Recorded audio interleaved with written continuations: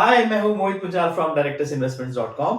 इस वीडियो के थ्रू मैं आपको बताऊंगा एक अपकमिंग आईपीओ के बारे में। इस आईपीओ का नाम है फ्यूजन माइक्रो फाइनेंस लिमिटेड। ये अपना एक आईपीओ लेके आ रहे हैं। 1103 करोड़ का इश्यू साइज है। इंपॉर्टेंट डेट्स एंड डिटेल्स यहाँ पे ऑलरेडी मेंशन्ड है, आप नोट कर सकते हैं। फ्यूजन माइक्रो फाइनेंस लिमिटेड के आईपीओ में इन्वेस्ट करना चाहिए कि नहीं, ये वीडियो ध्यान से देखिए, एंड तक देखिए, end then you will analyse. Fusion micro finance एक स्पेशल फाइनेंस कंपनी है which provides financial services especially to women entrepreneur belonging to economically and socially deprived sections, and especially for the women entrepreneur के focus है इनका। The company's responsibilities restricted not to the financial segment but to acquaint the client to manage their financials by dismantling financial literacy to them. So financial literacy is also one of the segment for the female entrepreneur. तो इनका ज्यादा जो segment है, जो ज्यादा focus है, that is to the women's entrepreneur. Fusion Microfinance is one of the youngest companies among the top 10 NBFCs MFSI in India in terms of AUM as on 30th June 2022 in terms of the numbers which I am saying. Company के excessive footprints हैं across India. अगर हम देखें 966 branches हैं, 9262 permanent employees हैं, spread across 377 districts in 19 states and union territories. तो उन्होंने 19 states को कवर किया हुआ है, तो इसका मतलब इनका फुटप्रिंट पूरे इंडिया में स्प्रेड है, which is a good thing. Company का बिजनेस क्या है? कंपनी का business is on a joint liability group lending model where in a small number of women from a group typically comprising 5 to 7 members and guarantees to another woman or another one। तो इसका मतलब एक पूरा segment है, तो एक group of women promote करते हैं दूसरी ग्रुप ऑफ वुमेन को फॉर द लेंडिंग।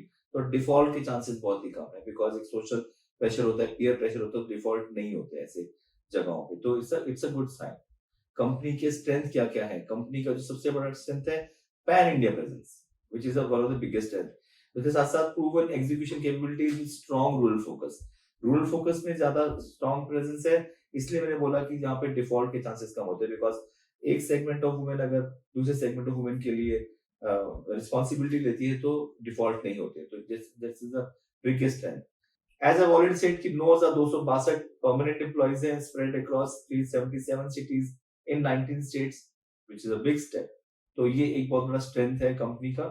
रिस्क क्या है? रिस्क जो सबसे बड़ा है वो है कि माइक्रो फाइनेंस में एक इनहेरेंट रिस्क होता है, कई बार बिजनेस नहीं चल पाता फॉर व्हाटएवर रीजन, तो उसमें डिफॉल्ट के चांसेस आ जाते हैं।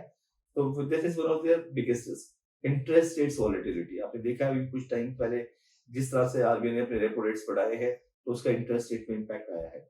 जो इंटरेस्ट पहले कम आता था वो इंटरेस्ट ज्यादा आएगा, तो डेफिनेटली एक बडिंग एंटरप्रेन्योर्स को इम्पैक्ट आता ही आता है, या तो उनका किस्त बढ़ जाती है या उनका टेन्योर बढ़ जाता है, तो कहीं ना कहीं वो एक इम्पैक्ट है।